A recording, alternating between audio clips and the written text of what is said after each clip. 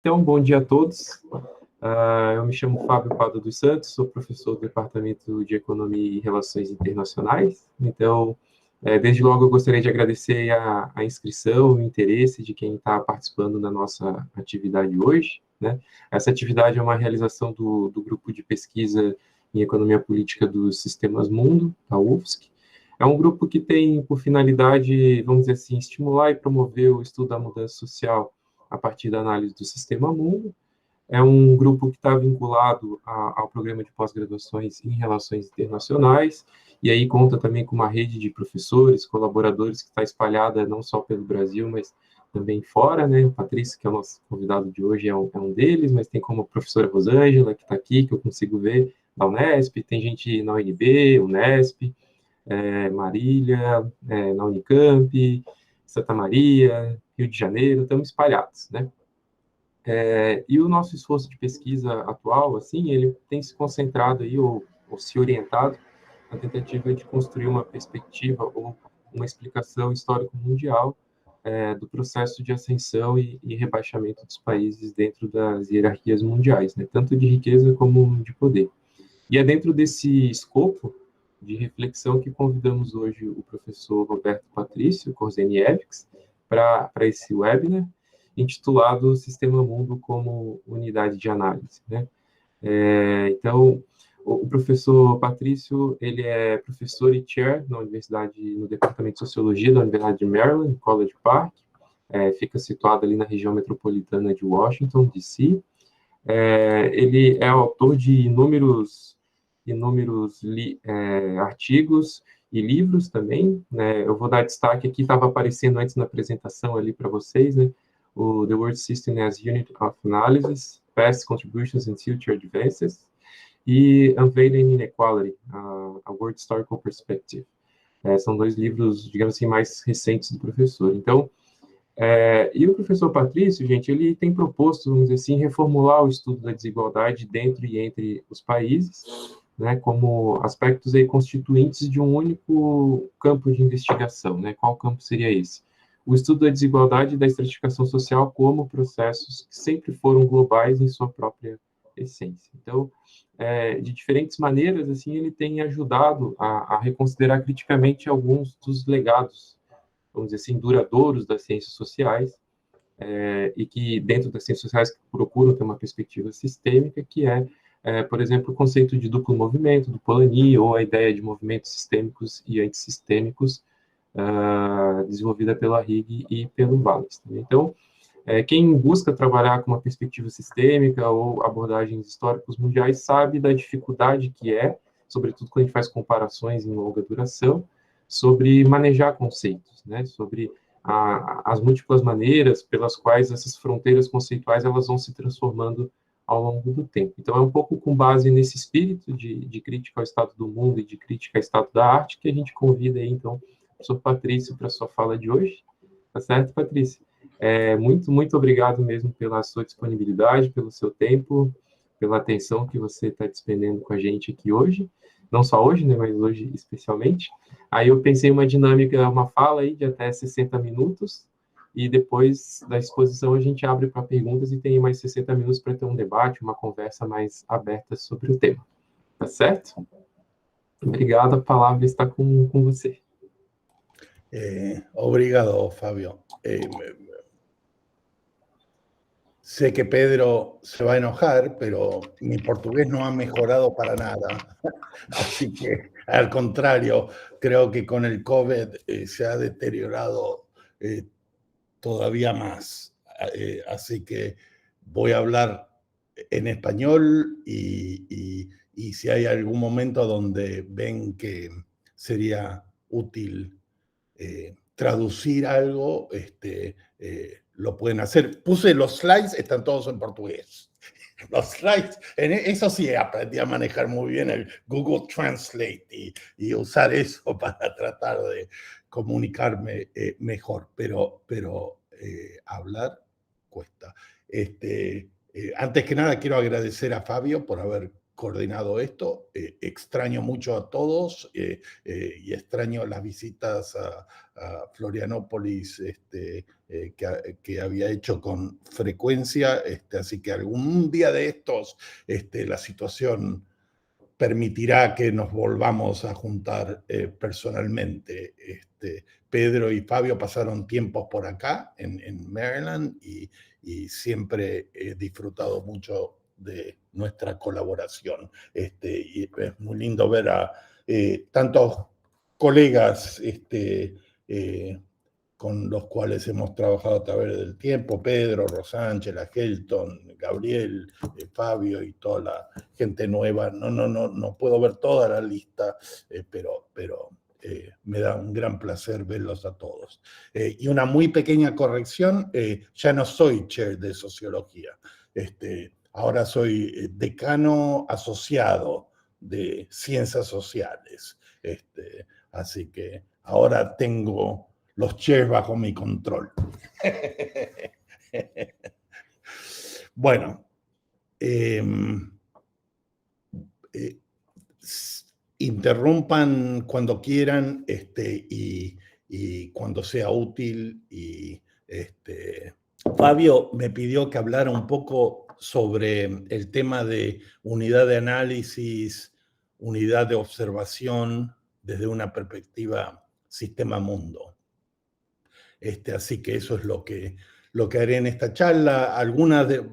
Van a ver que algunas de las transparencias que ya no son transparencia, pero algunos de los slides que van a ver son, las he utilizado antes, y para algunos de ustedes puede ser un poco repetitivo, pero espero que la charla sea útil. Bueno. Unidad de análisis, unidad de observación.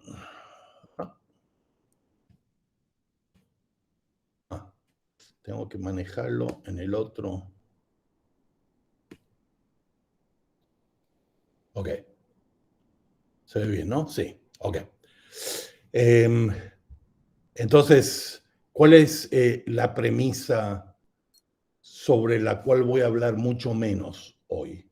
La premisa es que desde la perspectiva que adoptamos nosotros, ¿no? Desde la perspectiva sistema-mundo, la economía-mundo es un tablero histórico de desigualdad, un sistema de relaciones sociales efectivamente desigual que se desenvolvió como sistema-mundo, ¿no?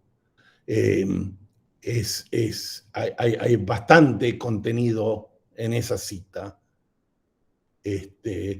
porque desde esta perspectiva, la economía-mundo no es simplemente un sistema de relaciones internacionales o de intercambios internacionales.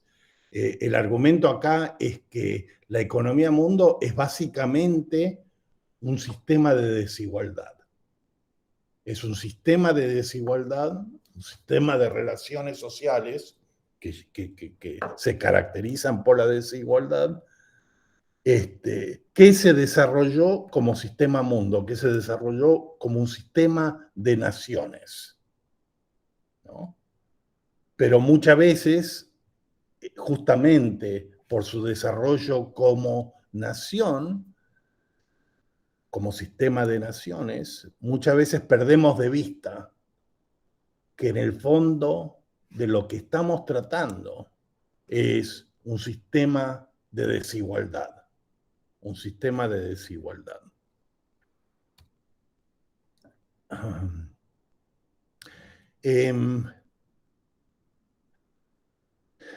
Para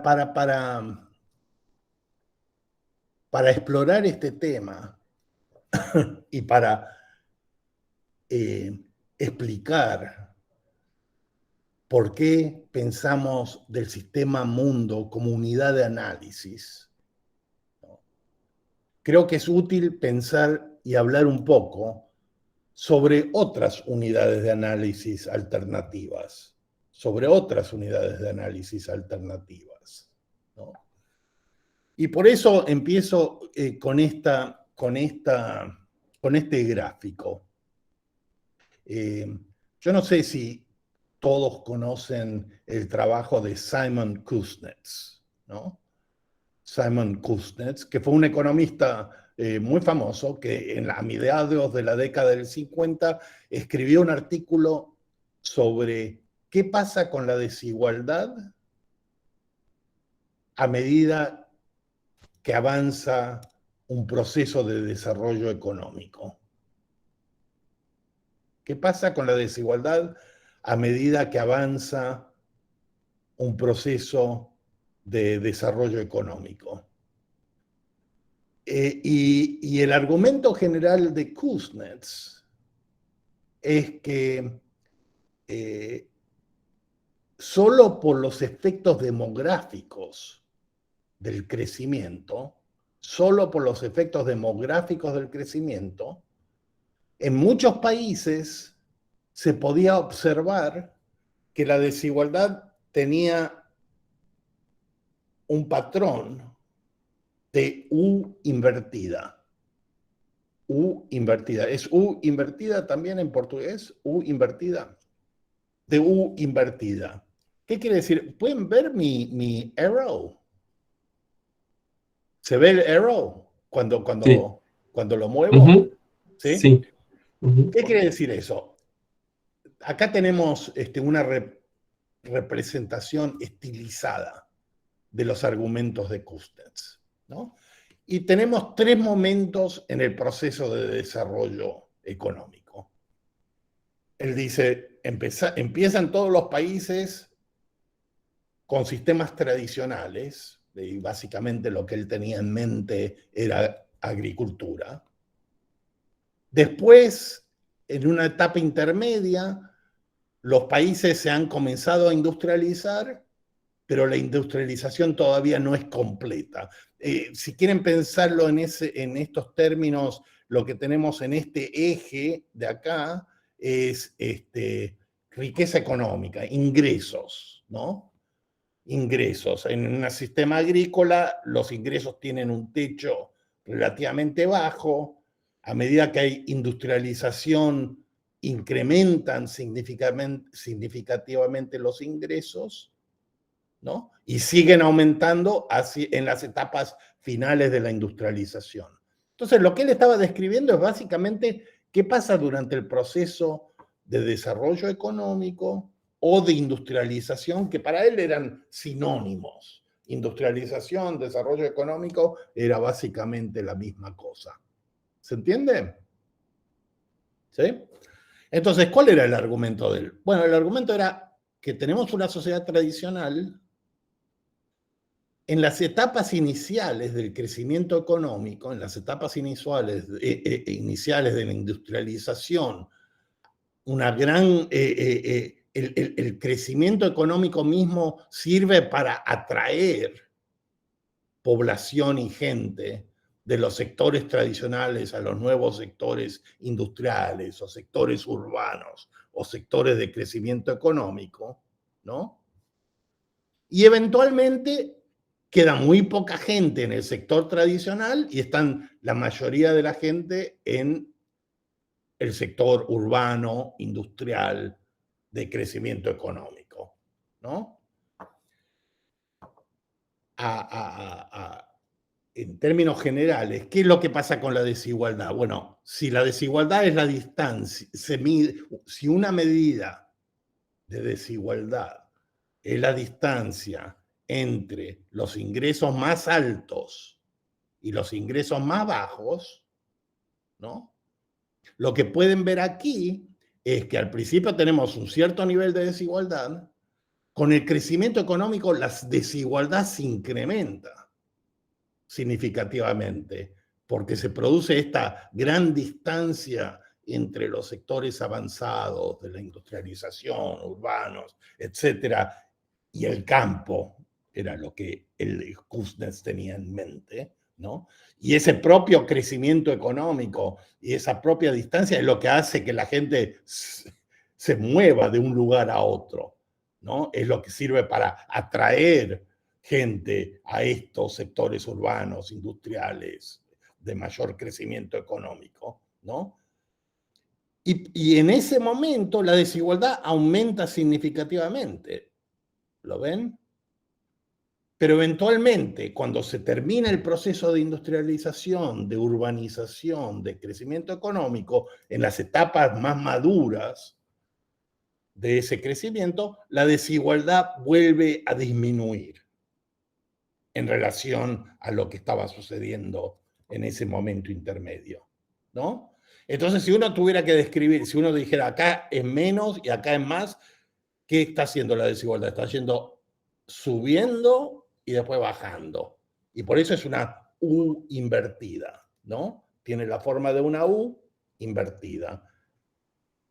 Este es un argumento muy famoso que avanzó Kuznets y que marcó fuertemente toda la literatura y también la política acerca de la desigualdad y los procesos de crecimiento económico, ¿no? Muchas veces se justifican ciertas políticas diciendo, bueno, a corto plazo pueden aumentar la desigualdad, pero si nos mantenemos firmes, eventualmente la desigualdad va a volver a bajar.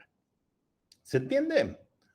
¿Alguna pregunta acerca de esto? ¿Algo para clarificar? Patrício, Sim. Patrício, só queria só fazer um comentário para nós brasileiros aqui, no tempo da ditadura, o grande economista Delfim Neto dizia exatamente isso. Ele falava que primeiro tinha que crescer o bolo para depois distribuir.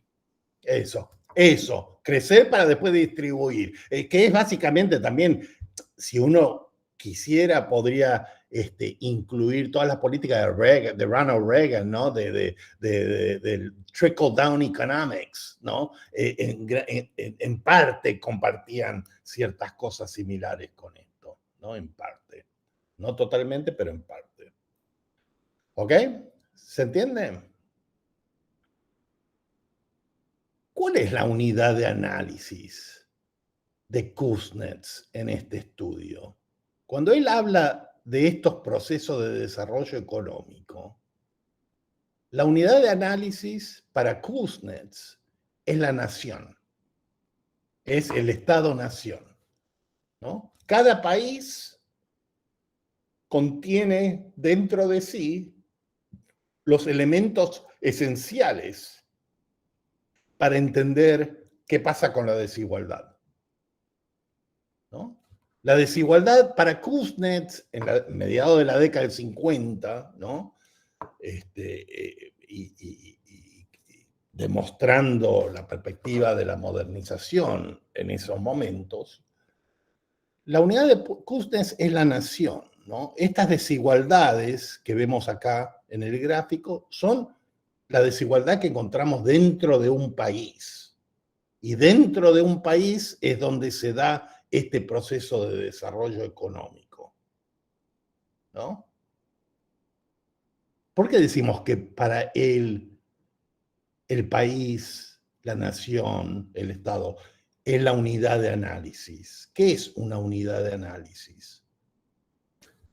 Una unidad de análisis, y tendría que haber tenido un slide sobre esto, ¿no? Pero creo que esto sirve como slide, ¿no? Una unidad de análisis es el espacio, ¿no?, que contiene dentro de sus fronteras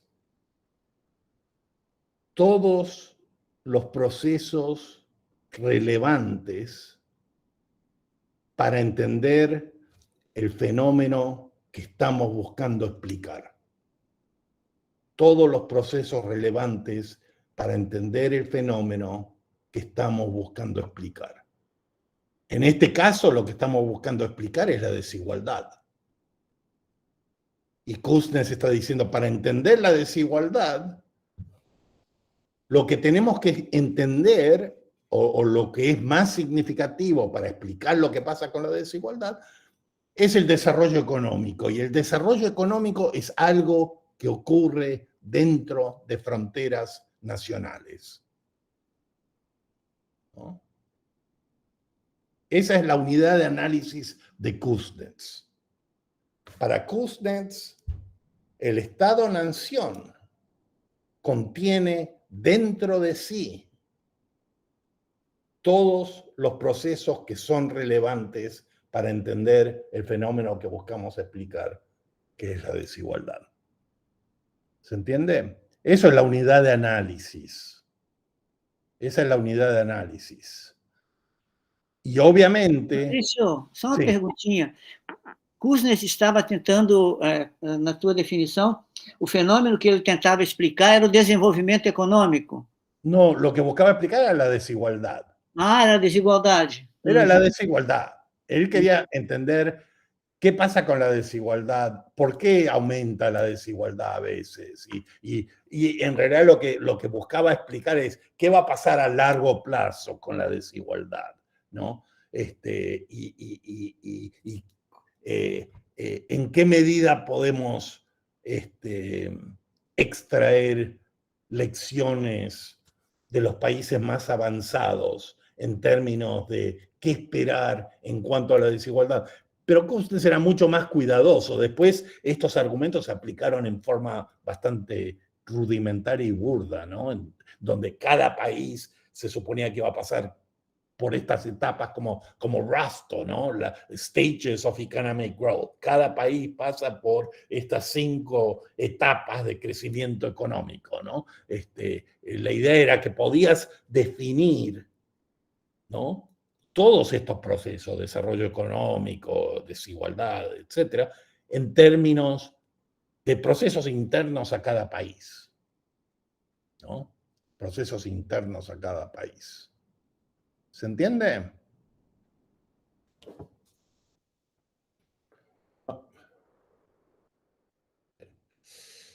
Ok. Entonces, para sintetizar,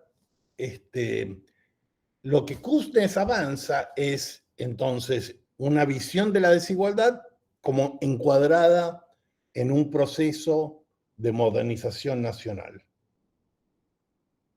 La unidad de análisis, el Estado-nación. Sí. Deixa eu fazer uma perguntinha só para... Depois você pode mandar para nós esses slides? Sí, por supuesto. Ah, sim, então, se o pessoal não quiser, depois todo mundo pode ter, né, Fabinho? Você manda para... Por supuesto. Muito bem, obrigado, então, Patrício. Sí, no, por supuesto. Se las mando a Fabio y Fabio puede distribuir ahí y ver cómo pasarlas, ¿no? Vale. Con todo gusto. ¿Cómo andamos de tiempo? Ah, bien. Entonces, para sintetizar a Kuznets, acá tenemos la desigualdad encuadrada como un proceso de modernización nacional, el Estado-nación como unidad de análisis, el desenvolvimiento del capitalismo como un proceso de industrialización, ¿no? Para él, nuevamente, para sintetizar, el crecimiento económico era sinónimo con industrialización, ¿no? Y a partir de estas experiencias nacionales anteriores de los países ricos en el momento en que escribía Kuznets, uno puede abstraer, ¿no?, secuencias universales de desigualdad, ¿no? Polarización seguida de convergencia. ¿Se entiende? ¿Cuál es la crítica desde la perspectiva sistema-mundo? La perspectiva sistema-mundo argumenta que la unidad de análisis relevante es la economía-mundo en su totalidad y no el Estado-nación. Es decir, desde la perspectiva de sistema-mundo, hay ciertos procesos que son claves para entender qué pasa con la desigualdad, por ejemplo. Déjenme replantear eso. Desde una perspectiva sistema-mundo, si la pregunta es ¿qué pasa con la desigualdad? ¿O cómo se explica lo que sucede con la desigualdad?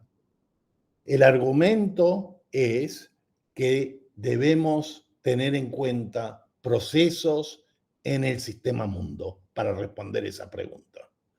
Tenemos que tener en cuenta cómo es que ciertos procesos infieren en la desigualdad.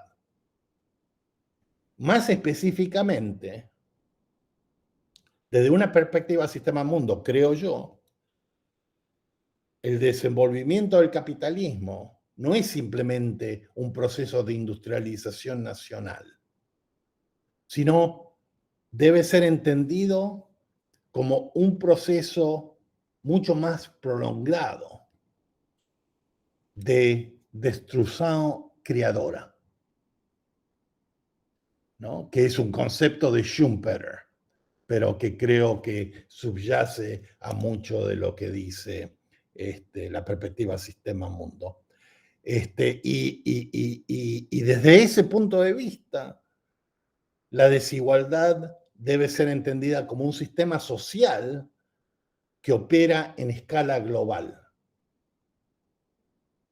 y no fundamentalmente en términos de escala nacionales.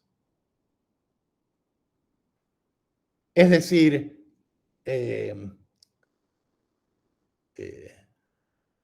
bueno, por ahí exploramos, por ahí volvemos más tarde a estos puntos, acerca de cuál es la diferencia entre pensar el desenvolvimiento como industrialización o modernización o como un proceso más prolongado de destrucción creadora, ¿no?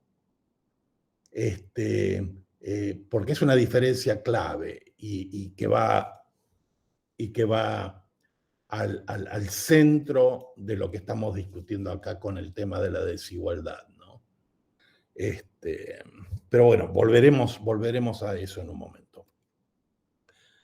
O desenvolvimiento do capitalismo como un proceso más prolongado de destrucción creadora. Destrucción creadora. No sé si todos son familiarizados con este concepto que lo desarrolló otro economista o científico social, Joseph Schumpeter, ¿no? Schumpeter dice que la mayoría de las perspectivas económicas tienden a pensar del sistema capitalista en términos de equilibrios. Y Schumpeter lo que dice es que es mucho más productivo pensar al capitalismo como lo totalmente opuesto a un equilibrio, ¿no? Como lo totalmente opuesto a un equilibrio. Pensar el capitalismo como un proceso continuo de destrucción creadora. ¿Qué quiere decir eso? Bueno, hay dos elementos ahí, destrucción y creación, ¿no?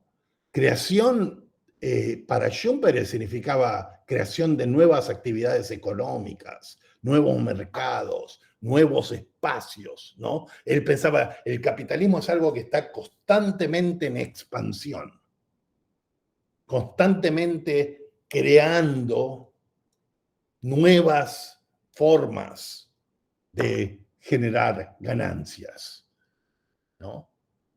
Y esto para él es un elemento fundamental. Pero la otra cara de los procesos de creación es que continuamente el capitalismo destruye otras formas de organizar la vida y de organizar el espacio, ¿no? Entonces tenemos este fenómeno simultáneo, ¿no? De creación, pero es una creación destructiva porque también destruye formas de vida, destruye espacios, ¿no?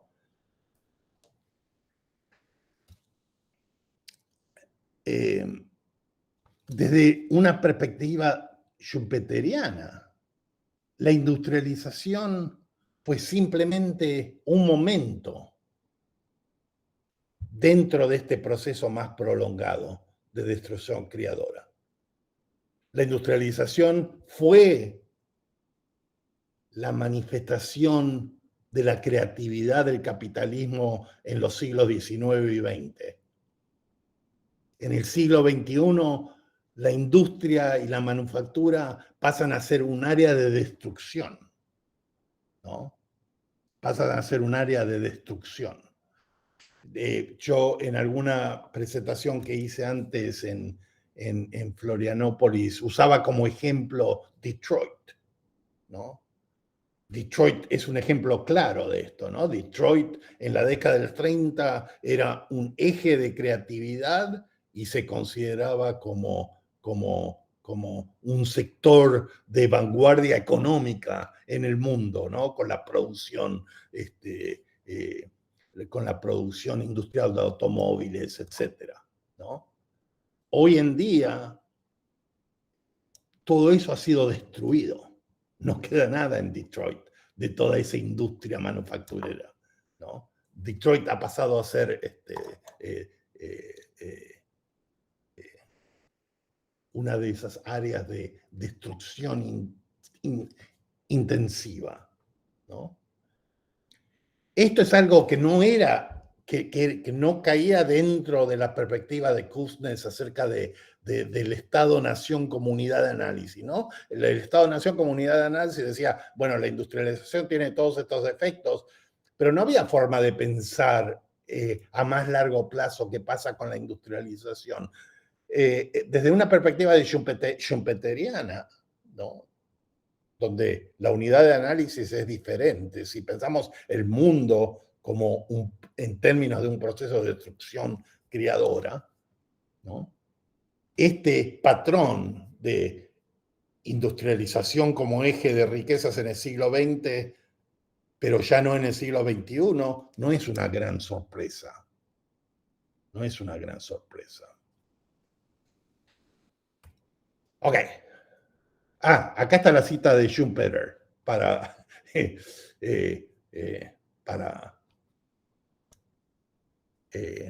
ser más preciso todavía. ¿Querés leerlo, Fábio, que tu portugués va a ser mejor que el mío? Tá bom, vamos aí. O capitalismo é, por natureza, uma forma ou método de mudança econômica e não só nunca é, mas nunca pode ser separado. A abertura de novos mercados, estrangeiros ou nacionais, bem como o desenvolvimento organizacional da loja de artesanato e fábrica para entidades tais como a US Steel, ilustram o mesmo processo de mutação industrial, né? Se eu posso usar essa expressão biológica, que revolucionam incessantemente a estrutura econômica a partir de dentro, incessantemente destruindo a velha, criando incessantemente uma nova. Este processo de destruição criativa, criadora, é o fato essencial sobre o capitalismo. É o que o capitalismo consiste em e é o que todas as entidades capitalistas têm de viver. Essa tradução aqui tá... Mas dá para entender, Patrícia. No es culpa mía, es culpa de Google Translate. Donde todas las entidades capitalistas deben vivir.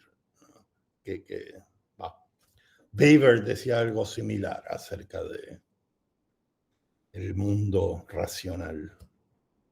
Y acá les doy otra cita más, porque en realidad hay ciertas continuidades en el pensamiento económico, ciertas continuidades entre las perspectivas un poco más clásicas y lo que dice Schumpeter, ¿no? Y acá, Fábio, te encargo una vez más, una cita más, de Adam Smith, de La riqueza de las naciones a fines del siglo XVIII, ¿no? Está escribiendo esto. Perfeito, vamos lá. A implantação de uma nova manufatura qualquer, de um novo setor de comércio, de uma nova prática na agricultura, é sempre uma especulação, da qual o planejador espera oferir lucros extraordinários. Esses lucros são, às vezes, muito grandes. Em outros casos, talvez mais frequentes, ocorre bem outra coisa. De modo geral, porém, esses lucros não guardam qualquer proporção em relação a outros antigos comércios na vizinhança. Se o negócio tiver êxito, os lucros costumam ser muito altos no início. Quando sua implementação estiver plenamente estabelecida e for completamente conhecida, a concorrência reduzirá o lucro ao nível de outros investimentos. Essa tradução está melhor, Patrícia. Muy bien, muchas gracias, Fabio. Ven que hay ciertas coincidencias en lo que está diciendo Adam Smith acá y lo que dice Schumpeter, ¿no? De que el capitalismo genera situaciones donde se busca constantemente estos lucros extraordinarios. En la búsqueda incesante de lucros extraordinarios, ¿no? Pero cada vez que se llega a ese lugar, cada vez que se logran esos lucros, hay muchos esperando para seguir la misma estrategia, ¿no? Así que a largo plazo, esas actividades que generan lucros extraordinarios en un momento, a largo plazo, incorporan mayor competencia y bajan los lucros a los niveles más promedio. ¿Se entiende? Y tanto para Smith como para Schumpeter, este es un proceso constante. Y esto es lo que en gran parte define el capitalismo, ¿no? Esta búsqueda constante de lucros extraordinarios. ¿Qué tipo de actividades son fuentes de lucros extraordinarios a través del tiempo? ¿Y dónde han tomado lugar estas actividades? Bueno, eso es para poder responder esa pregunta hay que tomar una cantidad suficiente de tiempo y hay que tomar un espacio apropiado. El espacio apropiado, si es que confiamos en nuestra unidad de análisis, el espacio apropiado es el mundo entero, el espacio apropiado. Y el espacio se desarrolla a través del tiempo y tomamos largos periodos para tratar de entender estos procesos de creación destructiva. Porque, ¿qué pasa si nos enfocamos en un periodo corto y en un espacio reducido? Hacemos lo que hace Kuznets, de pensar que los patrones que caracterizan a Estados Unidos o Inglaterra o Alemania en el fin del siglo XIX al siglo XX, ¿no? Son fenómenos que eventualmente uno va a ver por todas partes, ¿no? Eso solo va a pasar si es verdad que la industrialización con las características que tuvo en esos lugares es un fenómeno repetible. Esta perspectiva schumpeteriana sugiere que no es repetible. Sugiere que la industrialización puede haber sido eje de riquezas en un momento histórico, pero al contrario, lo que Smith y Schumpeter están diciendo es que a largo plazo lo que seguramente veremos es que a medida que más y más se industrialicen, la industrialización va a dejar de ser una actividad económica de avanzada, de lucros extraordinarios, ¿no? Los lucros extraordinarios van a estar en otra parte. Bueno, hay otro trabajo donde miramos un poco estos procesos para tratar de estudiar un poco dónde estaban ubicadas estas actividades de lucros extraordinarios y no me voy a meter en detalle de cómo juntamos estos datos. Solamente diré que los datos para hacer este tipo de análisis es siempre un tema complicado porque el mundo no genera generalmente datos globales. Entonces requiere un poco de creatividad cómo encontrar estos datos, ¿no? Pero bueno, si confían en lo que les digo, el eje de esta búsqueda de lucros extraordinarios está en lo que hoy llamaríamos Italia en el siglo XVI. Después acá tenemos Netherlands, Holanda, básicamente. Ahí tenemos Inglaterra, que ven esa curva ascendente hasta comienzos del siglo XVIII y después una lenta decaída. Y ahí tenemos Estados Unidos, ¿no? Entonces, esto responde parcialmente la pregunta, ¿dónde estaban ubicadas estas? Patrício, Sí. explica melhor esses gráficos, por favor, Patrício, explica melhor. Sí, lo que tenemos acá es a través del tiempo, desde 1500 hasta mediados del siglo XX, 1950, ¿no? En dónde estaban ubicadas las riquezas más grandes del mundo. E o que tem no eixo vertical? O que tem no eixo vertical? Porcentajes. Tomando la elite global como 100%, ¿no? ¿Cuál es la distribución geográfica de esa elite? ¿No? Y la elite es básicamente una lista de millonarios, pero en otro momento puedo explicar eso en otro contexto. Pero esto es simplemente para ilustrar que las cosas cambian. Que las cosas cambian como reflejo de eso, justamente de lo que estaban describiendo Smith y Schumpeter.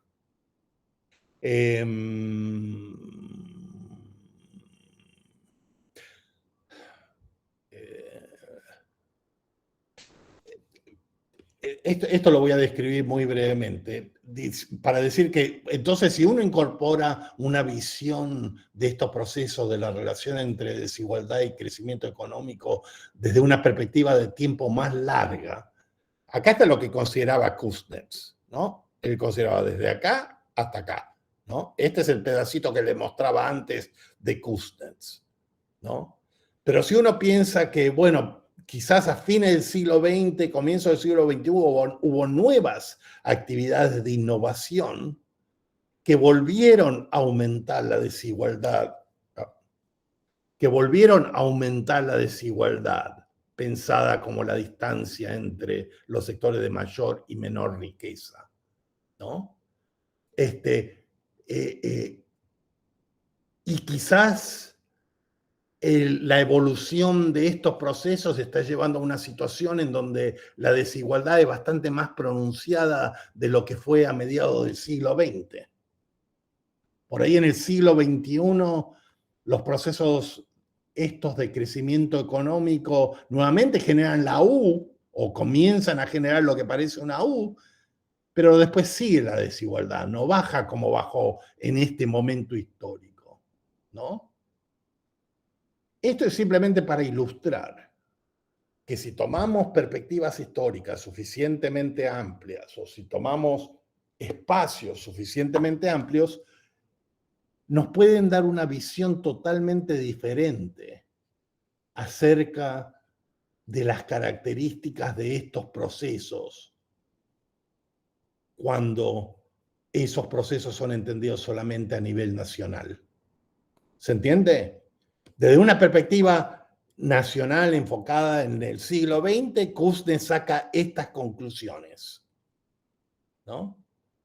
Si pensamos en el crecimiento económico no simplemente como industrialización, pero como parte de este proceso de destrucción creativa, por ahí a largo plazo los efectos son totalmente diferentes. Los efectos del crecimiento económico son totalmente diferentes a los que pronosticaba Kuznets escribiendo a mediados de la década del 50, ¿no? Kuznets está escribiendo acá a mediados de la década del 50. Y por ahí el mapa que tenemos frente a nosotros en el siglo XXI es totalmente diferente. Por temas que tienen que ver con unidad de análisis, por temas que tienen que ver con cómo conceptualizar la desigualdad. ¿Ok? Entonces, la desigualdad entendida como un sistema social que opera en escala global. Esto lo voy a poner muy brevemente.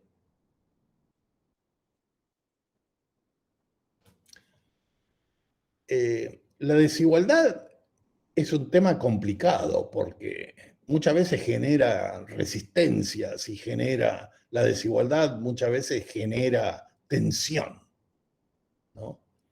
Y una de las formas en que se puede controlar esa tensión es naturalizando la desigualdad. Naturalizando la desigualdad, ¿no? ¿Qué quiere decir eso? Que si podemos encontrar razones por las cuales la desigualdad aparece como un producto natural de la interacción humana, ¿no? Ahorra mucho en términos de tener que justificar o perpetuar la desigualdad, ¿no? Si pensamos que hay diferencias entre hombres y mujeres que explican por qué algunos tienen ingresos más altos que otros, o diferencias entre blancos y negros acerca de por qué ciertos patrones de empleo son aceptados, o ciertas diferencias entre naciones, ¿no? Ese ejercicio de naturalizarlo buscando categorías que parecen naturales, ¿no? De buscar categorías que parecen naturales, ayuda a sostener ese sistema de desigualdad. Esto es simplemente para indicar que a través del tiempo eran diferentes las formas institucionales que servían para justificar la desigualdad. Por ahí, si miramos al 1600, ¿no? Las desigualdades principales, que son las que están marcadas con las líneas negras más pronunciadas, las desigualdades aparecían en el 1600 como efecto principalmente de la diferencia entre espacios urbanos y espacios rurales, ¿no? Y quizás incipientemente también por estructuras imperiales que hacían, por ejemplo, la relación entre lo que hoy es Brasil y lo que hoy es Portugal, ¿no? Pero las fronteras nacionales en el 1600 básicamente no existían. No existía el concepto de nación como lo tenemos hoy en día, ¿no? Y esto es simplemente para indicar que, bueno, si miramos al 1700, por ahí se debilitó el rol de lo urbano y lo rural como justificación de desigualdades, ¿no? Y por ahí empezó a aparecer el Estado-nación como límites que tenían algo que ver con la desigualdad. Y por ahí imperios era el elemento de organización institucional más predominante como forma de entender espacios de desigualdad, ¿no? Y si saltamos al siglo XIX, por ahí los imperios están en decline y la diferencia entre lo urbano y lo rural también, y es ahí donde surge el Estado-nación como forma predominante de entender la desigualdad. Pedro, ¿no vas a hacer el baile? Vas a tener que explicar después. Estás mudo, Pedro. Patrícia, eu sou bem ignorante, bem burro, não consigo entender direito o que é que tem essas figurinhas aí. Explica para nós essas figurinhas. Lo que tenemos acá es simplemente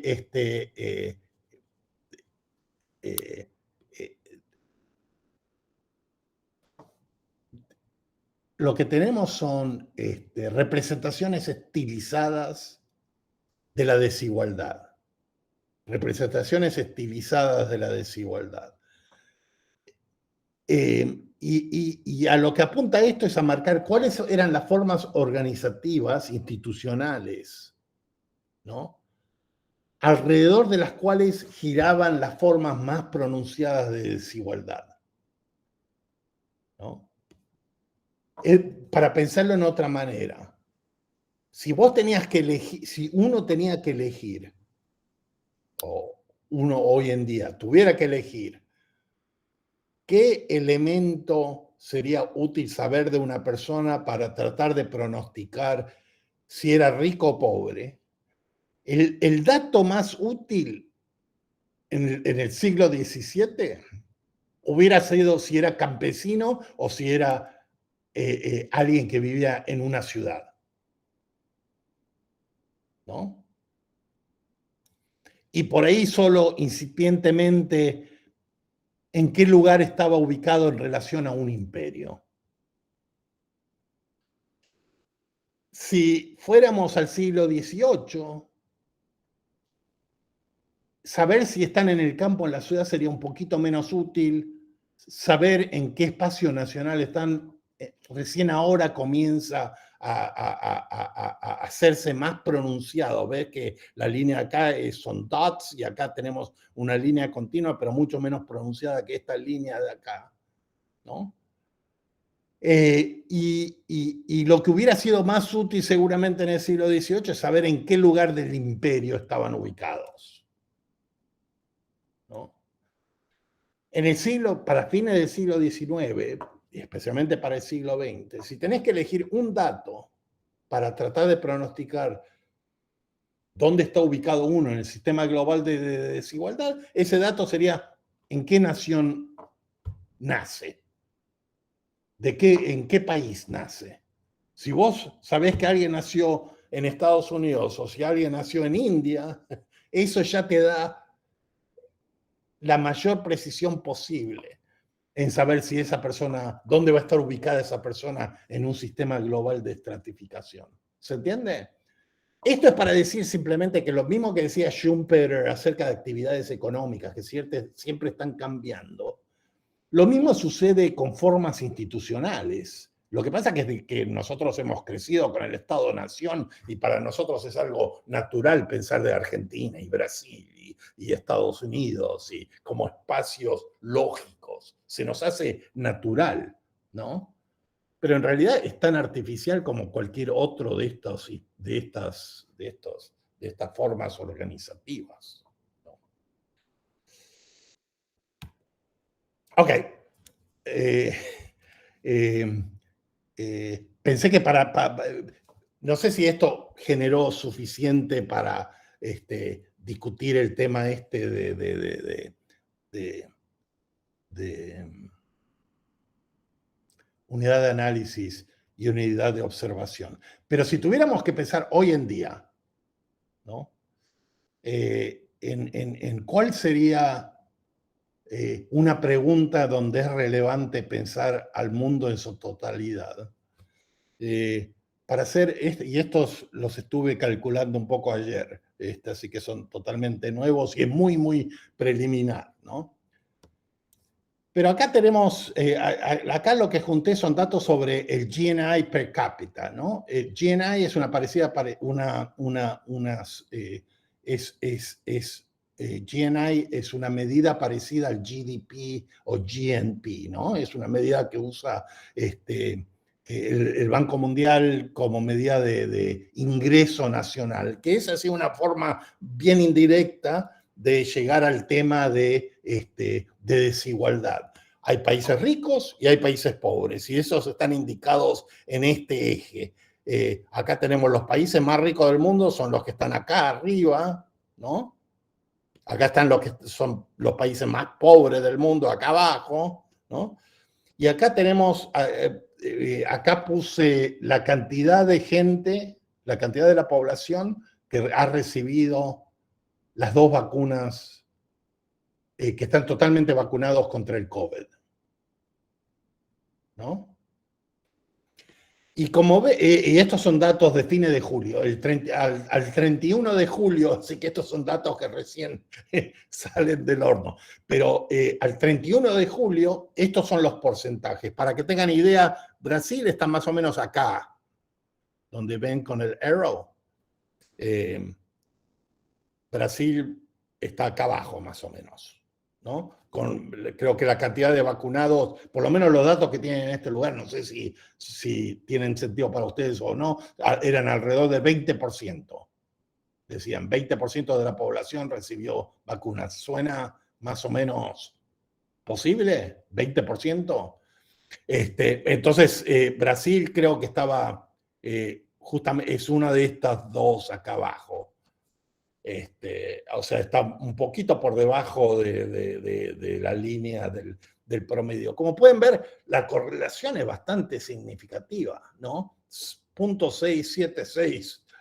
Eso es bastante alto para una simple correlación que tiene nada más que las dos variables, ¿no? Es decir, hay ciertas preguntas, por ejemplo, ¿cuáles son las chances que tengo de tener las dos vacunas contra el COVID?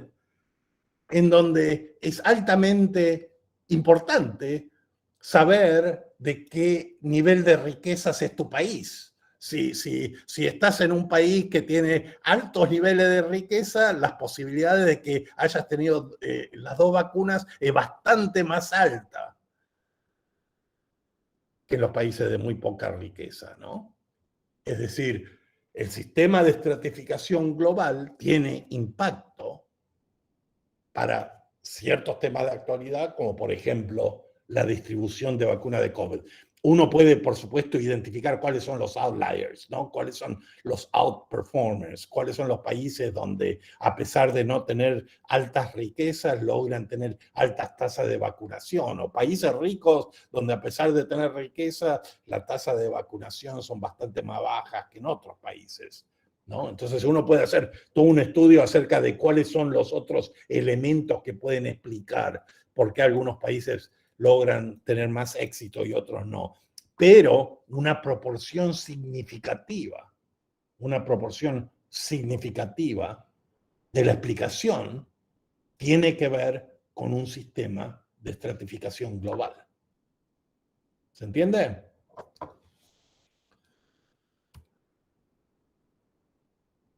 Esta no, esta es de otra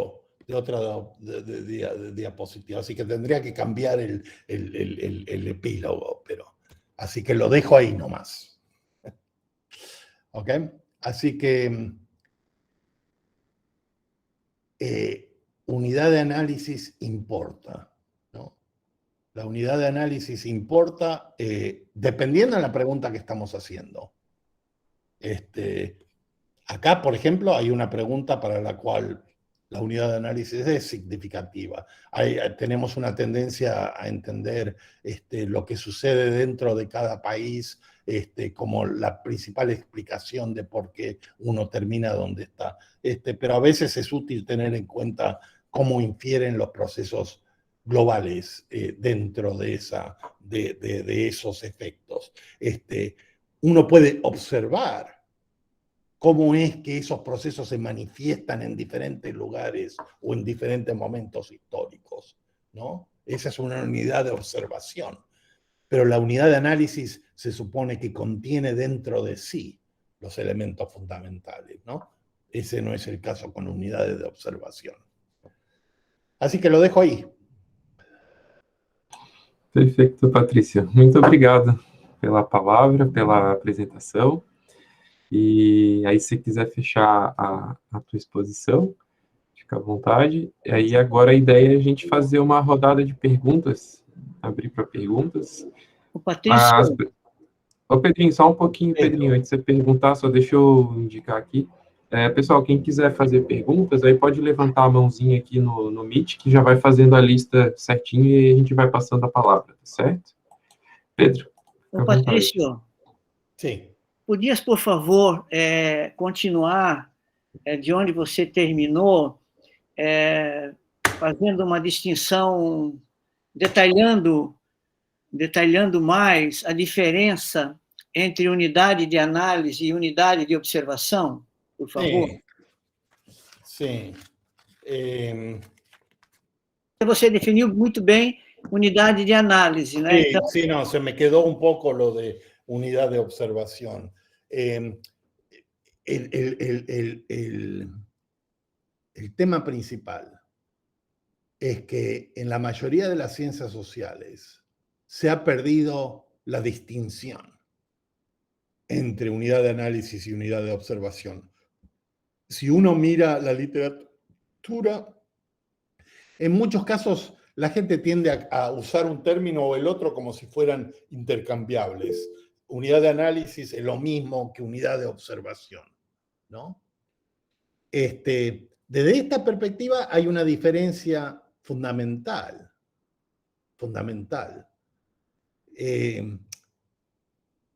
Las preguntas que responden,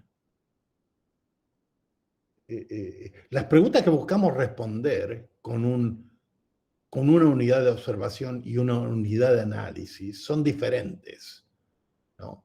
En la unidad de análisis lo que buscamos entender son cuáles son los procesos fundamentales que afectan que afectan un fenómeno. En este caso, el fenómeno que estamos tratando de entender es la desigualdad, ¿no? Y decimos, bueno, el concepto que realmente abarca el sistema mundo es el proceso de destrucción creativa o de destrucción creadora, ¿no? Porque ese es un proceso que se desarrolla por largos tiempos y en gran escala, ¿no?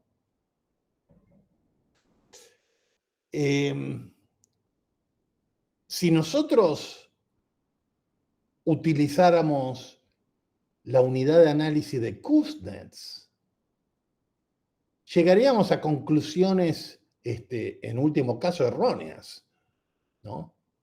Si es que asumimos que, bueno, a través del estudio de Estados Unidos, Inglaterra y Alemania, podemos concluir que universalmente la desigualdad tiene un patrón de U invertida que está dada por los procesos de industrialización o de urbanización o de modernización, ¿no?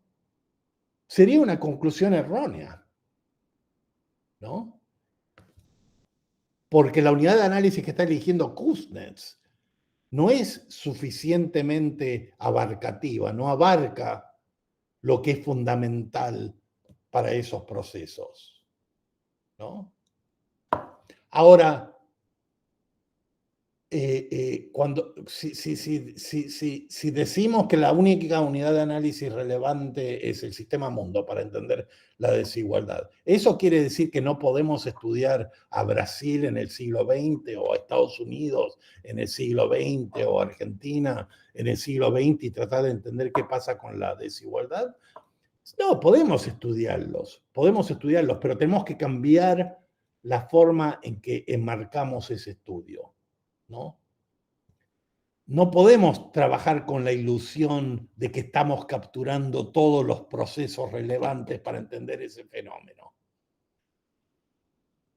Cambia el marco para pensar que lo que vamos a hacer es observar cómo se manifiestan en cierto lugar y en cierto momento de tiempo, cómo se manifiestan esos procesos más amplios que solo pueden ser teorizados a nivel global, ¿no? Es decir, estamos observando el efecto con ciertas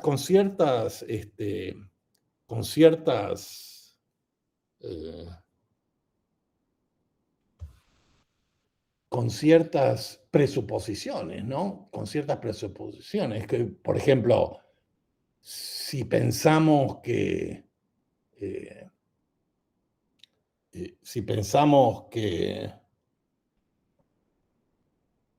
el proceso de destrucción creativa se manifiesta solo a nivel global, ¿no? Que ciertos países pueden contener dentro de sí casi exclusivamente áreas de innovación y que otros países contienen dentro de sí procesos de destrucción, ¿no? Eso puede informar la forma en que vamos a entender cómo se manifiesta ese fenómeno a nivel nacional,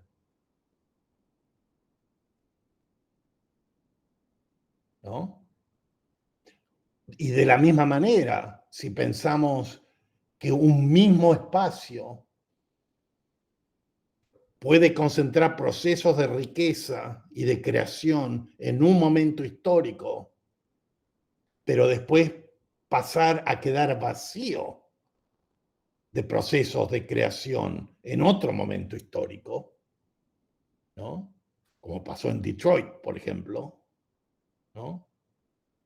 Eso también es algo que tiene sentido dentro de esa unidad de análisis que estábamos usando, ¿no? Le podemos dar un sentido analizando a Detroit como unidad de observación, pero la explicación teórica viene de las relaciones que establecemos a nivel de la unidad de análisis.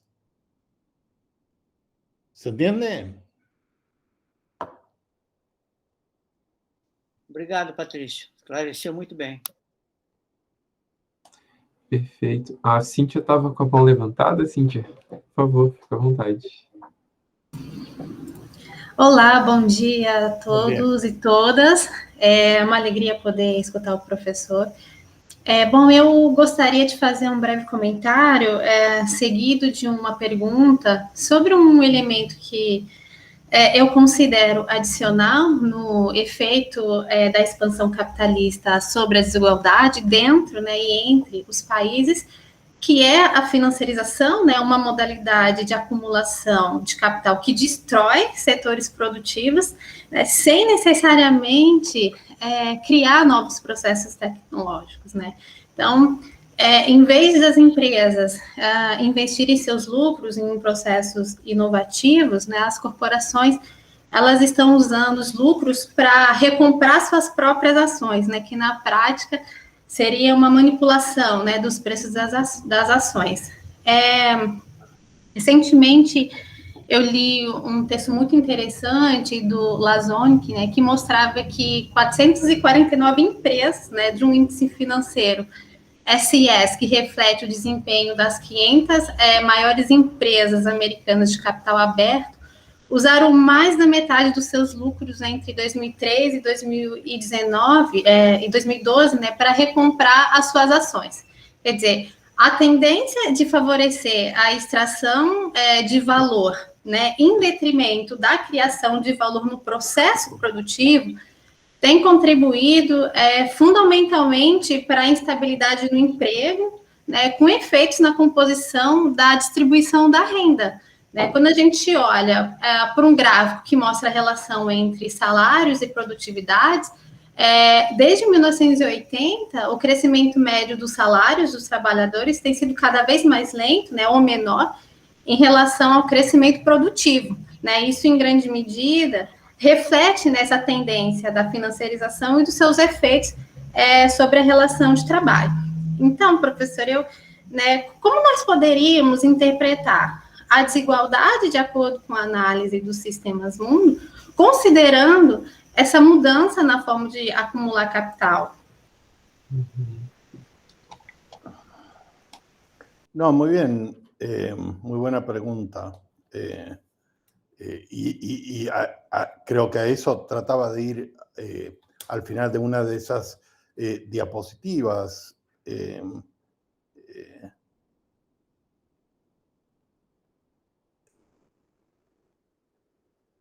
Creo que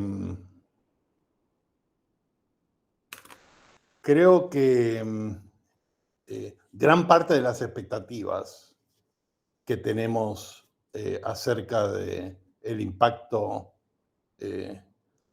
que el desarrollo económico o los procesos económicos tienen sobre la desigualdad para nuestras generaciones, para todas nuestras generaciones, quizás un poco menos ahora de lo que fue hace 20, 30 años, fue muy influida por la experiencia del siglo XX, ¿no? Cuando uno mira la desigualdad desde la perspectiva del siglo XX, se dio un fenómeno bastante particular, en donde la desigualdad disminuyó significativamente en algunos países ricos y en algunos países de riquezas intermedias. Y obviamente Kuznets genera una narrativa en torno a ese tema, en torno a por qué eventualmente disminuye la desigualdad. Kuznets pensaba que Kuznets en cierto sentido era bastante marxista, porque como Marx, él pensaba que un efecto inesperado del crecimiento económico iba a ser el fortalecimiento de la capacidad de negociación de los sectores más pobres de la población.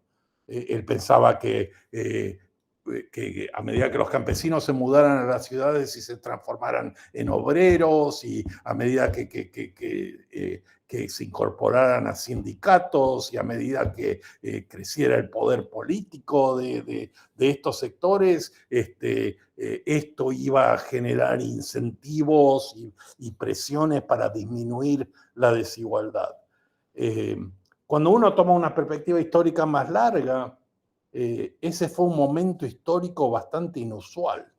Y a veces me pregunto si simplemente no estamos volviendo a lo que tendió a ser la norma del sistema capitalista por siglos, que tenía que ver justamente con altos niveles de desigualdad, con muy altos niveles de desigualdad.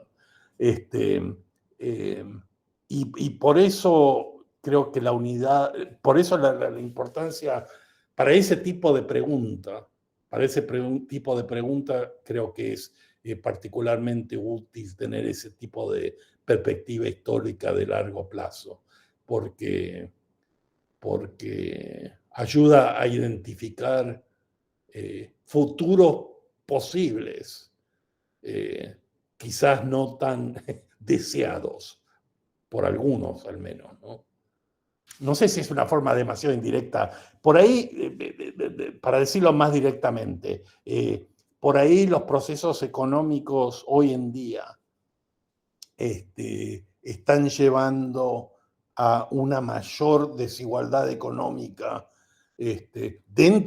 especialmente dentro de aquellos países que hace 40 años se sentían más próximos a la reducción de la desigualdad, ¿no? A la reducción de la desigualdad. Y ese puede ser un cambio de largo plazo, ¿no?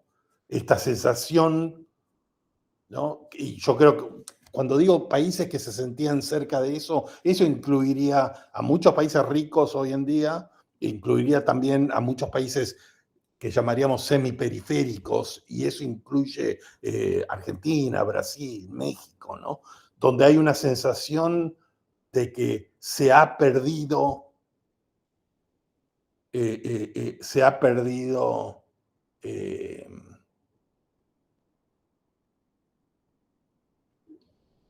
estoy buscando las palabras más adecuadas para esto, una sensación de que se ha producido un gran retroceso en términos de desigualdad, y que la desigualdad es un desafío que se hace cada vez más grande.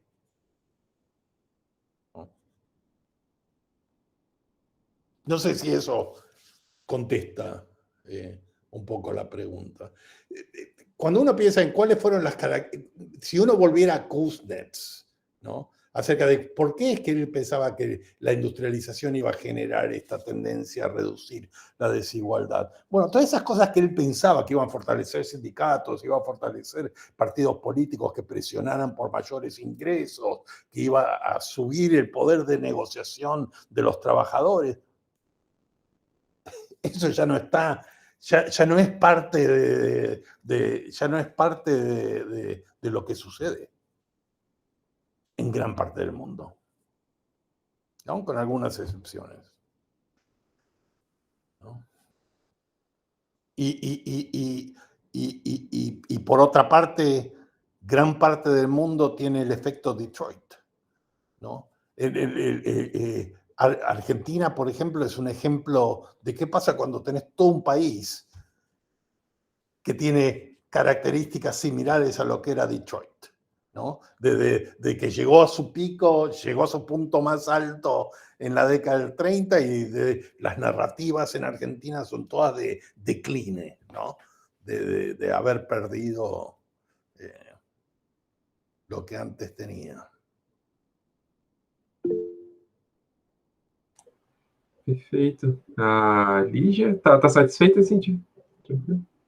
Beleza, eu vou passar a palavra para a Lígia, então. À vontade, Lígia. Obrigada, professor Roberto. Foi ótima a apresentação. Bom, a minha pergunta é a seguinte. Eu estou satisfeita, concordo que o Sistema Mundo, como unidade de análise, faz todo sentido, e que o longo prazo, como horizonte temporal, também faz muito sentido para análise. A minha questão é uma questão um pouco mais da praxis. O que a gente faz se o problema ele é tão a longo prazo e tão global? O que resta para a gente como ação política, ação coletiva? É isso. Obrigada. Sí, muy buena la pregunta, muy buena la pregunta.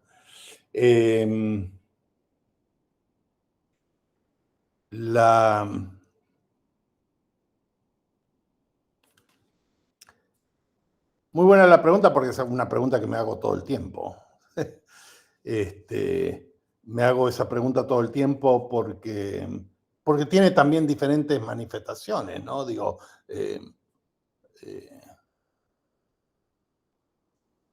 la pregunta se mueve a muchos niveles. Yo creo que la respuesta más simple es que la perspectiva Sistema Mundo no da una agenda de acción. No es muy efectiva en dar una agenda de acción.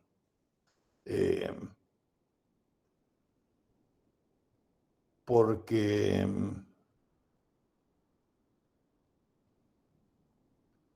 para ser todavía más directo, porque los movimientos sociales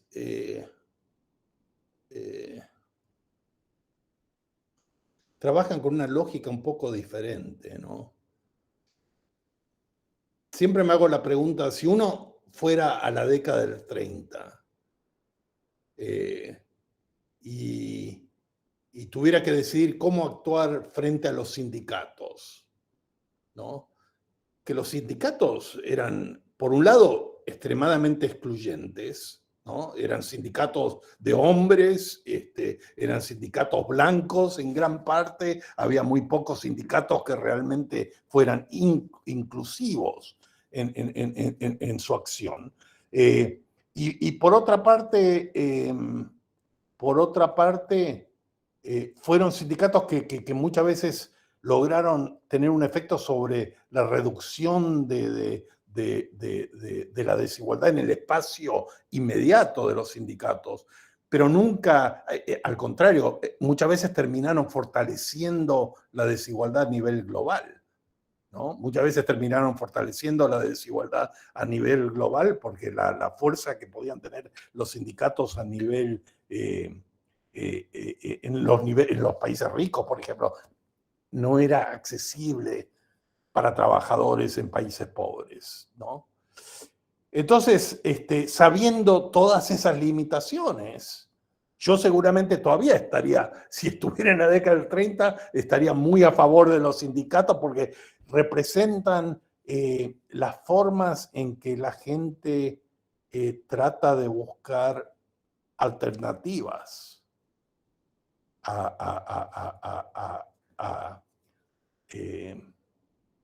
alternativas a la desigualdad que sienten, ¿no? Si uno tuviera esa perspectiva del Sistema Mundo en la década del 30, por ahí no hubiera sido muy práctica esa perspectiva para manejar en términos más inmediatos la agenda de esos sindicatos, ¿no?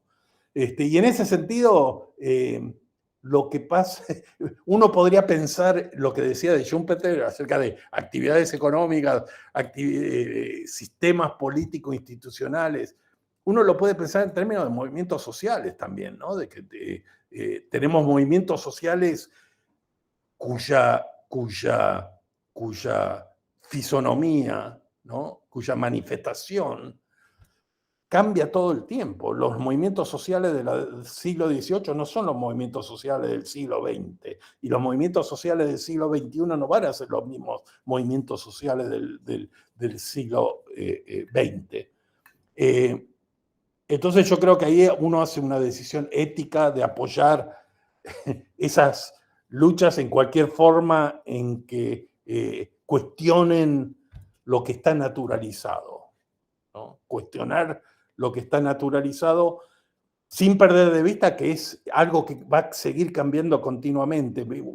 Wallerstein, Wallerstein, que desarrolló esta perspectiva, él siempre o frecuentemente usaba la analogía de un ¿cómo se dice? Un torbellino de agua. ¿Cómo se dice torbellino? Turbilhão. Un remolino, ¿no? Redemoinho. Un remolino de agua, ¿no? En el río, por ejemplo, hay remolinos, ¿no? Y si te captura un remolino y estás tratando de nadar y salir del remolino, él dice, nunca sabes cuál es la ruta precisa. Lo único que puedes hacer es mirar hacia dónde tenés que ir y empezar a nadar hacia ahí y después levantar la vista y cambiar lo que sea necesario, porque siempre el remolino te va a estar ubicando en un lugar diferente, ¿no? Pero lo que sí puede hacer la perspectiva del sistema mundo, la perspectiva no puede dar una agenda para movimientos sociales. Puede tener simpatías, pero no puede dar una agenda. Pero lo que sí puede hacer es ayudar a cuestionar los discursos que naturalizan la desigualdad, o los discursos supuestamente universales que terminan justificando y profundizando la desigualdad. Por ejemplo, la perspectiva del sistema mundo puede decirnos, bueno, por ahí la salida no es el crecimiento económico. Por ahí la salida es repensar lo social desde una perspectiva que no parta de la inevitabilidad del crecimiento económico, ¿no? O por ahí la perspectiva ayuda a buscar otros casos históricos donde quedaron destruidas las fuentes de riquezas y hubo que encontrar nuevas formas de organizar la vida, ¿no? Entonces, no sé si es una respuesta muy imprecisa, pero va por ese lado, para mí, por lo menos, ¿no? Não, eu agradeço muito, obrigada. Muy buena pregunta. Obrigado, Lígia. A Rosângela se inscreveu. Rosângela, professora Rosângela, por favor. Bom dia a todos e a todas. Bom dia. Patrícia, é uma alegria estar com você, ainda que de forma remota. Igualmente, igualmente. É sempre muito bom. Eu estava pensando aqui, essa questão do conceito de crescimento da desigualdade. E sempre que eu ouço isso, me vem um raciocínio que eu queria expor e pensar a partir da análise do sistema mundo e se essa é a unidade nos ajuda a pensar essa questão da desigualdade. Vejam bem, quando a gente fala que está crescendo a desigualdade, qual está sendo o parâmetro para dizer que está crescendo? Porque se nós formos, por exemplo, pegar a partir do século XIX, quando milhões de pessoas viviam na condição de escravizados, esta condição proporcionava acumulação, dado o seu comércio, mas uma completa expropriação desses milhões de pessoas. Portanto, está instalado até ali, até enquanto ocorreu a escravização, no caso do Brasil, até o final do século XIX, uma desigualdade que é um abismo. Muito, mas muito lentamente, essa população vem sendo incorporada. Então, nós sabemos das condições de vida das pessoas nas favelas, enfim, toda essa situação socioeconômica dessa parcela da população. Porém, eles não são mais mercadorias que acumulam por um lado e completamente expropriados, vendo do outro ponto de vista. Então, qual é o parâmetro para nós pensarmos o crescimento da desigualdade? Se for no sistema mundo, quer dizer, se for de forma global, aquele continente vem sendo, quer dizer, ele está incorporado no sistema desde o século XVI. Eu tenho ficado muito atenta a esse processo histórico de como o continente esteve a serviço da acumulação pan-europeia, né? No entanto, alguns países nesse continente vêm conseguindo algum desenvolvimento. Outros mais, outros menos, enfim. Mas, dadas as suas particularidades históricas, mas vêm alcançando. Então, agora eles participam do sistema mundo, como já participavam no 16, de outra forma. Inclusive, se a gente pensar a costa voltada lá para a Ásia, se incorporando ao movimento chinês. Né? Então, o que eu estou querendo dizer? A desigualdade lá também ainda é pobre e tal, quer dizer, ainda ocupa as faixas mais baixas, digamos assim, na hierarquia socioeconômica mundial, né? Mas de outra forma do que quando lá no comércio escravocrata. Né? E mesmo quando a gente pensa no Estado-nação. Então, no caso do Brasil, eles vêm sendo incorporados. Então, ainda há uma separação significativa. No entanto, não é o abismo de senhores e escravos. Então, como a gente pode dizer que a desigualdade vem aumentando? Eu estou tentando apontar se, de certa forma, a gente não está sempre vendo muito da ótica pan-europeia branca. Então, há necessidade de todos aqueles movimentos que o ano passado explodiram nos Estados Unidos, da violência. Então, é uma incorporação ainda muito tênue, né? Mas vem sendo incorporado. Então, qual é o parâmetro? Né? Qual é o parâmetro que é usado para dizer que a desigualdade vem aumentando? Porque dessa ótica mais ampla, no espaço e no tempo, uma possível leitura vem diminuindo, nesse sentido de incorporando aquele continente, ou a nível nacional, essa parcela da população. Então, para dizer que está aumentando a desigualdade, é porque existe um parâmetro, então, uma comparação. Então, suponhamos, ao longo do século XX, para determinadas classes sociais, porque eu estou pensando num daqueles seus slides lá, em que, sobretudo o último, em que você mostrava as figurinhas, até que o Pedro perguntou, explica melhor e tal, né? E que a gente vai vendo essa transição do campo para o urbano, do império para a nação. Então, mas ali não aparece aqueles que estavam realmente apartados, digamos assim, no abismo durante a vigência da escravidão. Então, qual é o parâmetro usado para dizer que vem aumentando a desigualdade? Acho que é um pouco isso. Não sei se eu me alonguei, é que é complexa realmente o que eu estou pensando aqui, né, o que eu estou tentando abordar, é bastante complexo. Então, ao sintetizar, talvez eu não tenha sido clara, mas enfim. Mas para a gente pensar, eu não sei nem se a gente tem a resposta, mas é para a gente pensar juntos mesmo. Obrigada. No, muy bien. Muy bien. No sé si, a ver, tenía una diapositiva.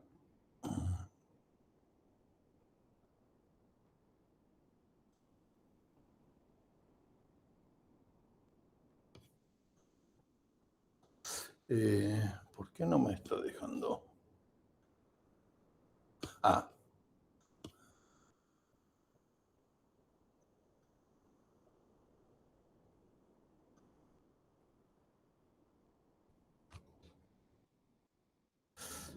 Saqué, tenía un par de diapositivas más.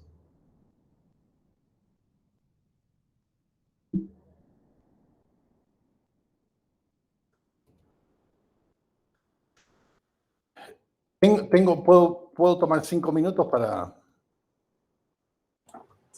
Por supuesto.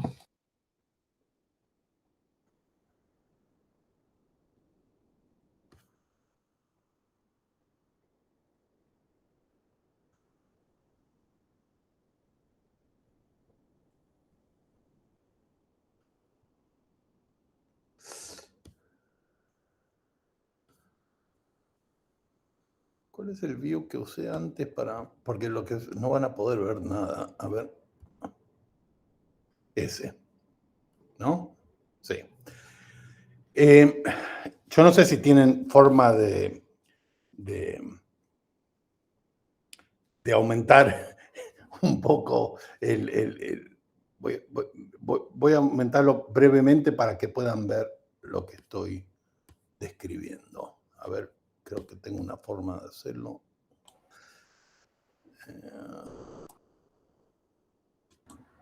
Você parou de compartilhar, Patrícia. Oh, parei de compartilhar? Uhum. Deixa naquela tela normal e dá um zoom ali no... como se estivesse editando o documento, que aí vai dar para, acho que, ver melhor a imagem.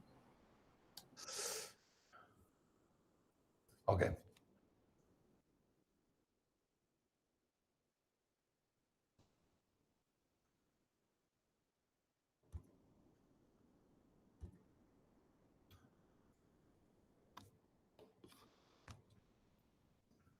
Es que... perdón. Un segundito que...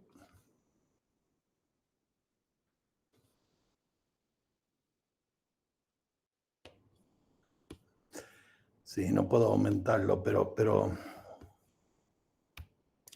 Ok.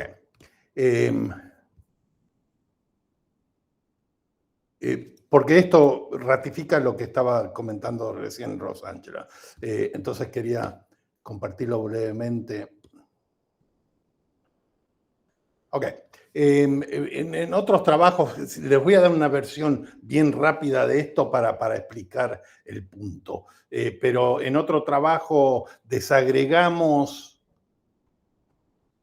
datos sobre la distribución interna de la desigualdad, ¿no? O sea, utilizamos datos que nos permitió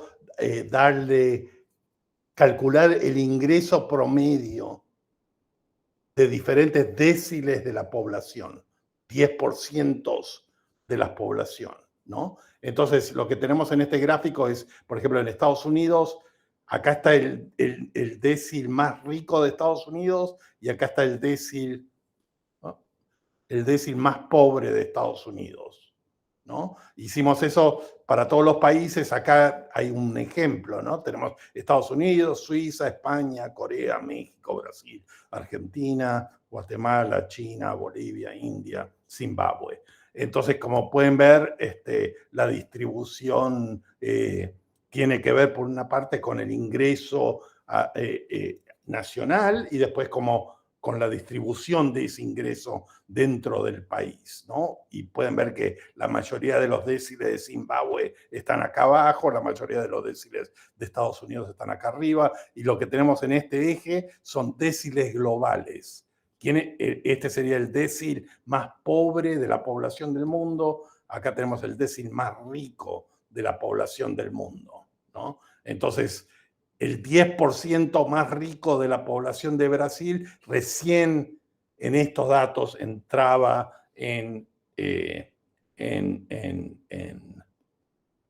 recién comenzaba a entrar en el décimo más rico del mundo.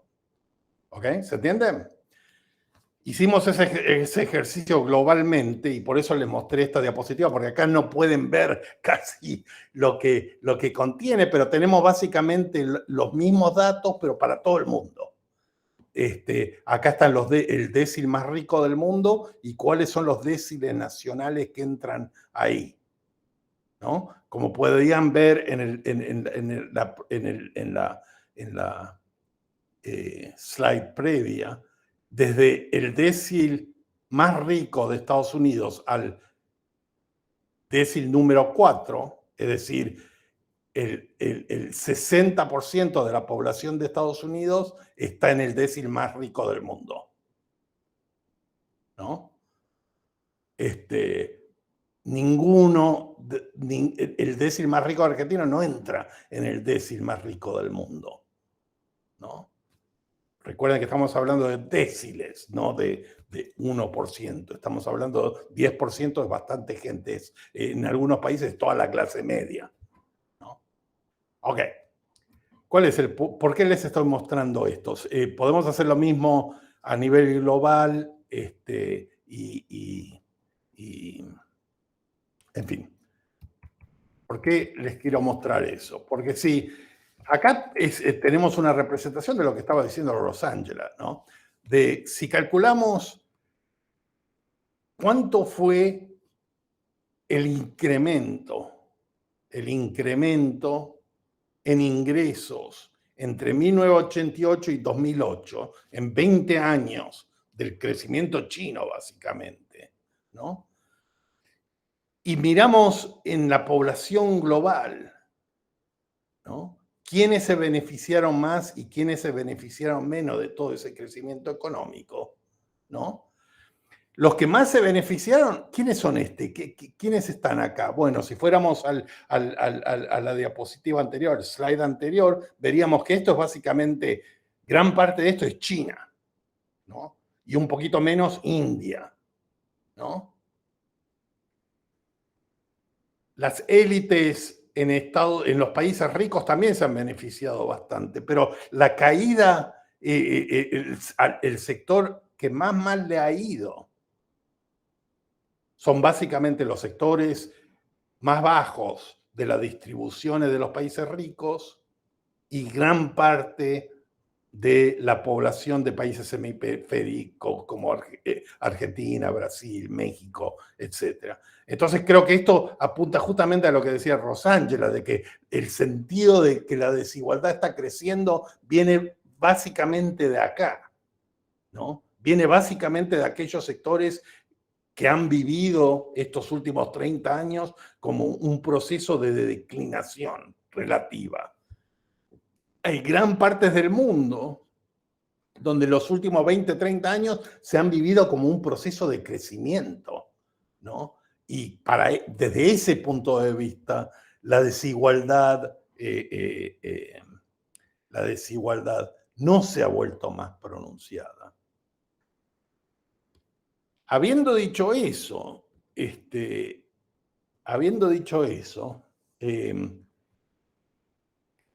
creo que hay un par de temas preocupantes.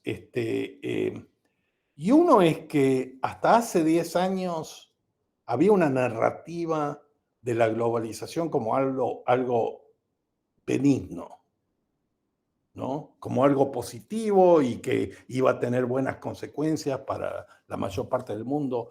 En los últimos 8 años, 9 años, yo creo que ha ido surgiendo una reacción muy fuerte a ese discurso, que toma la forma de un discurso político autoritario y excluyente.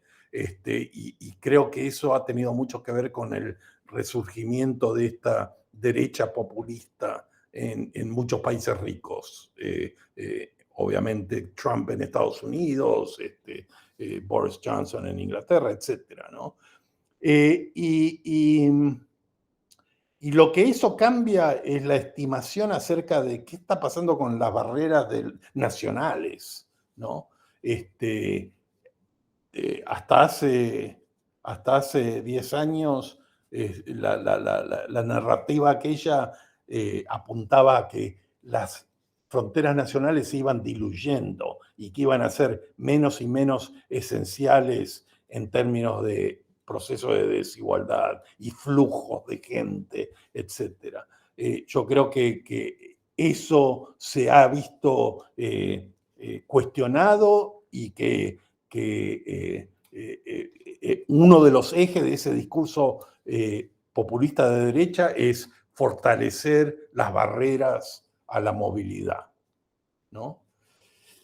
Y yo creo que el otro tema preocupante es COVID, ¿no? Yo creo que el COVID,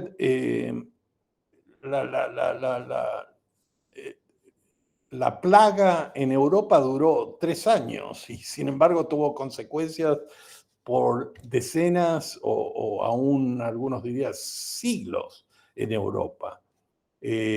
No sabemos todavía cuáles van a ser las consecuencias de este proceso que todavía se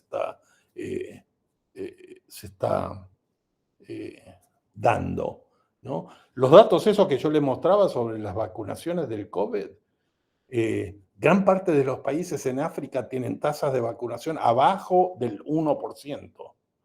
Abajo del 1%, debajo del 1%.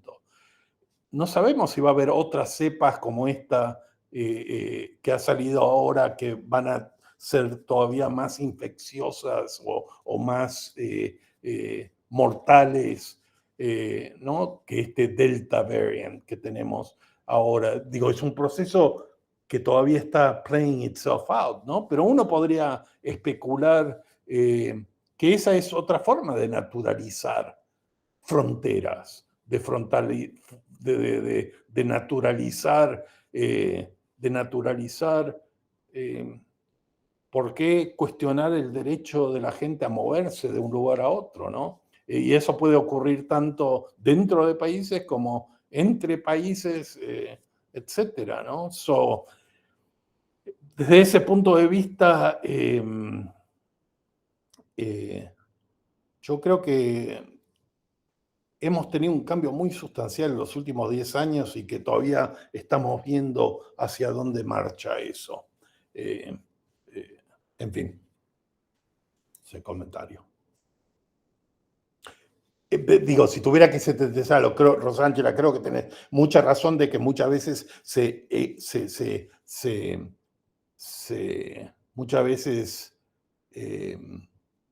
sobreestima el crecimiento de la desigualdad y tiene que ver mucho con quién pone esa narrativa.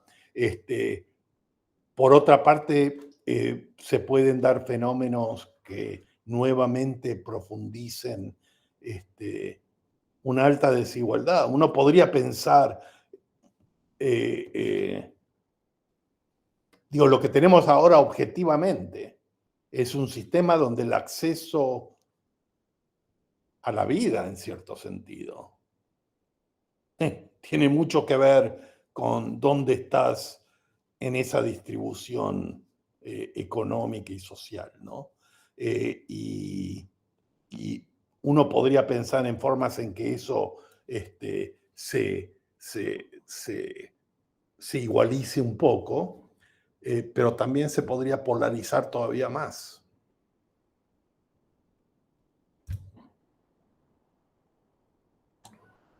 Perfeito, Rosângela satisfeita. Mais alguém gostaria de fazer alguma pergunta? Que aqui na fila não tem ninguém inscrito. Ô, Fábio. Fala, Pedro. Eu gostaria só de fazer um comentário. Quando eu li o livro do Patrício e do Morin, uma das coisas que mais assim, me impressionaram aí, né, é que quando o Patrício mostrou agora aquele gráfico com a distribuição da renda mundial, né, que 10%, onde estão os mais ricos, os americanos todos, estão lá em cima, e todos nós estamos abaixo. Aí uma das coisas que eles dizem lá no livro é que a forma mais efetiva de aumentar a renda individual é a imigração. Alguém que sai do Zimbábue e vai para os Estados Unidos, já na distribuição mundial da renda, já ficou lá em cima. Não importa quase o trabalho dele, quanto ele ganha. Ele já subiu, né? Já passou todo mundo. Então, daí eles destacam no livro, né, a imigração como forma de subir na escala da distribuição mundial da renda. Né? E mais um comentário eu só queria fazer, Patrício, desculpa ocupar o teu tempo. Não, por favor, por favor. Era mais para a Lígia. A pergunta da Lígia, o Patrício respondeu que não há a perspectiva tende a não oferecer um roteiro, né?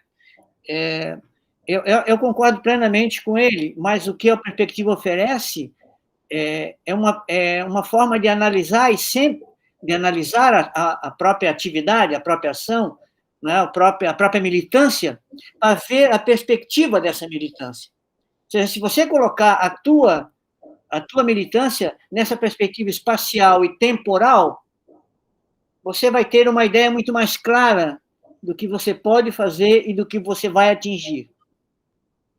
Não é? Então, nesse sentido, eu acho que a perspectiva é muito, ela é muito boa em muitos outros, mas nesse, porque ela elimina muitas ilusões da militância ingênua, não é? Que quer transformar o mundo, que acha que vai transformar o mundo, mas não tem ideia do mundo em que está atuando, não é? Da dimensão espacial e temporal dos processos sobre os quais essa militância está incidindo.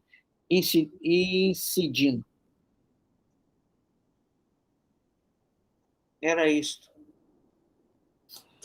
Perfeito. Então, Gracias, acho que a gente... Pedro. Lo único que yo agregaría es que lo que sí da la perspectiva del sistema mundo, por lo menos encuentro yo, creo que la perspectiva tiene una sensibilidad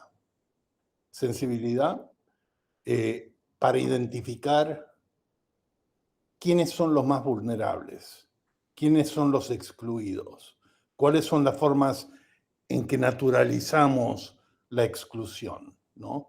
Y eso creo que desde el punto de vista del activismo social es algo útil, de nunca olvidarnos que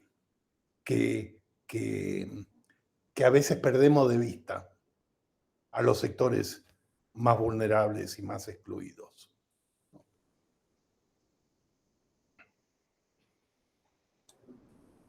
Tá certo. Então, gente, alguém mais? Lígia, quer falar? Eu só ia agradecer. Obrigada, professores, pelas considerações. Agradeço muito. Eu também quero aproveitar para agradecer ao Patrício, a disposição dele. Não é? Foi muito esclarecedora a tua palestra, e é sempre ótimo a gente conviver contigo. Não é? Bom, mesmo que seja à distância. O Patrício vem aos nossos colóquios desde o primeiro, desde 2007. Não é, Patrício? Assim é. Desde o primeiro, em 2007, ele vem. Só faltou nos últimos aí, porque não deu, mas é uma pessoa assim que tem nos apoiado muito e, como ele disse, né, eu fui fazer um pós-doc com ele, o Fábio foi fazer um sanduíche lá com ele durante o doutorado. Então, é uma pessoa maravilhosa, intelectualmente e pessoalmente também. Vale a pena, uma dessas pessoas que vale a pena conhecer. Bueno, se agradece mucho y el sentimiento es mutuo. Siempre he disfrutado muchísimo nuestra colaboración y nuestra amistad y estos intercambios y lo encuentro muy estimulante y me da muchísimo gusto y placer continuar nuestras conversaciones, ¿no? Esperemos que pronto podamos hacerlo personalmente.